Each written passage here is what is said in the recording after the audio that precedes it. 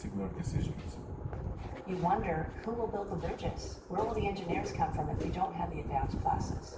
Some students are suited for advanced classes and some aren't, but I think it's important to have advanced classes, especially if we want to grow as a state or as a nation to compete. Californians really care, and we spend a lot of money on education every year. Almost $23,000 per student per year. 10 years ago, this number was less than $10,000. So if money isn't the problem, what is? This is a system in the name of education that works for the adults. And there are a lot of adults in the system. Superintendents, principals, teachers, coaches, even the bus drivers when you put them in as well. But the most powerful entity is the California Teachers Association. They have 350,000 members. That's a lot of people. And you think they're each paying about $1,000 a year. That's a lot of money. To influence politics, money talks. They could talk a lot. According to InfluenceWatch.org, the California Teachers Association, CTA, spent nearly $212 million to influence California's voters and public officials between January 1, 2000 and December 31, 2009. That's more than the spending of the pharmaceutical, oil, and tobacco industries combined. And their influence has kept growing from top to bottom. In 2022, CTA spent $2.8 million funding 287 school board candidates in 125 school districts. According to Manhattan Institute, candidates backed by the union win in 7 out of 10 races. So why does all this matter? Well, school boards are really important in making sure that the community's voice is heard when it comes to education. They help make sure that the values, views, and desires of the local community are represented and that people have a chance to have a say in how education is shaped in their district. The California Teachers Association, CTA, on the other hand, has a more narrow focus. They advocate for teachers. School boards hire and fire the superintendent, who acts like a CEO of each school district, and who in turn hires and fires the teachers and administrators, who in turn are protected by the unions. The unions in turn donate a lot of money to elect school board members who control their boss, the superintendent, who also has to carry out the policies that the state leaders impose.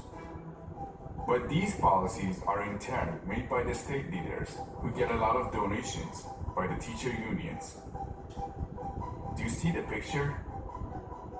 To me, it looks like what started out maybe with good intentions has become a power structure with our teachers caught right in the middle of it, and our kids are paying the price. Every time we have an inter-district transfer, the district comes to fight. The parents come with a child, or sometimes with an attorney, or sometimes just a friend who speaks well, and the district sends somebody, sometimes an attorney, sometimes a superintendent, whomever they decide, and they each, 3-minute opening remarks, 2-minute closing remarks, and then the board asks questions. And one particular district, that's Basic 8, always reminds us that they get no additional money for children. And so children that are not in their tax district, that's their policy. They basically tell us it's all about money and the children don't matter. And my colleagues and myself, we look at each other and we can't believe it.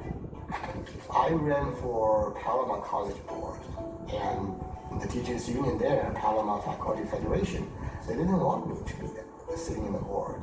So they invested more than $65,000 to my opponent, and they recruited volunteers to campaign for her.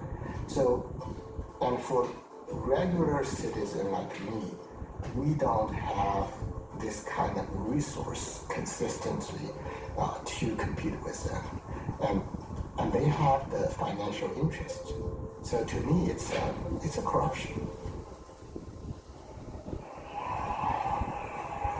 The teachers union is the #1 source of political power and money in California. If you don't toe the union line, the CTA line, the teachers line, the party line, you're basically out of office. People are leaving California. They're fleeing, housing, crime, homelessness. We know what the problems are, but it's the will. Do I have the courage to take on special interests and do the right thing? And sadly, it doesn't happen. So we allow this same system to replicate itself, education being the biggest chunk, but you can add everything else into it as well. As more and more people leave the state, it's not only a loss of tax revenues. The greatest loss to an area, to a state, is the loss of human capital. Not just jobs or business, but personally, human capital.